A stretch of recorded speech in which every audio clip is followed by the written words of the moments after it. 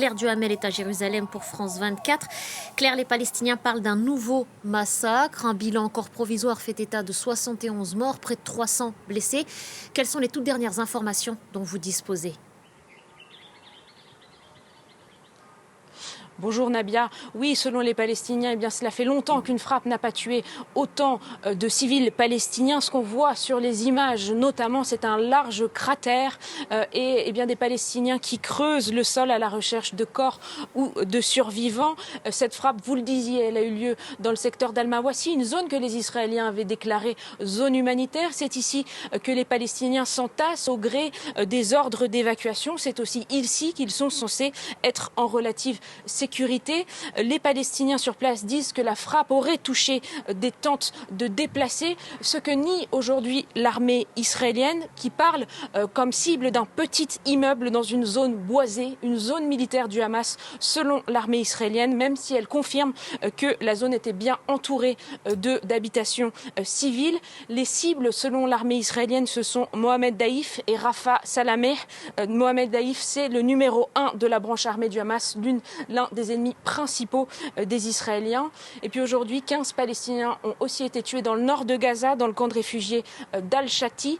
Depuis plusieurs jours, le niveau de violence et des combats terrestres et des bombardements s'intensifie, si bien que la plupart de mes contacts palestiniens avec qui je parle de temps en temps me disent qu'ils ont l'impression que le niveau de violence est désormais comparable au premier jour de la guerre. En clair, l'armée israélienne assure avoir visé 2 hauts dirigeants du Hamas.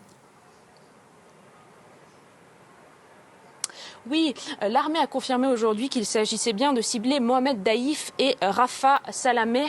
Mohamed Daïf, c'est le chef des brigades d'Al-Qassam, considéré comme l'un des cerveaux des attaques du 7 octobre. Rafah Salameh, lui, c'est l'un des hauts commandants du bataillon de Khan Younes. Un officiel de l'armée israélienne nous a confirmé tout à l'heure que l'armée considère bien que les 2 hommes se trouvaient dans le complexe qui a été ciblé, mais il n'y a à l'heure actuelle pas de confirmation sur leur mort ou non. Et puis le Hamas, de son côté, nie que les 2 hommes ont été blessés dans cette frappe. C'est en tout cas ce qu'ils disent dans un communiqué publié dans l'après-midi. L'armée israélienne a parlé d'une frappe chirurgicale, je cite, pour qualifier cette frappe. D'après des renseignements très précis, dit-elle, l'armée estime qu'il n'y avait pas d'otages dans la zone. Mais le bilan transmis par le ministère de la Santé du Hamas raconte une autre histoire, puisque 71 morts, 289 blessés. C'est un bilan bien supérieur aux frappes dites ciblées d'Israël, en tout cas d'après ce qui arrive habituellement depuis le début de cette guerre. L'hôpital Al-Nasser, qui est le seul hôpital fonctionnel du sud de la bande de Gaza, dit qu'il est tout simplement dépassé aujourd'hui par l'arrivée de ces blessés en grand nombre dans l'hôpital. Merci beaucoup Claire, merci pour toutes ces informations.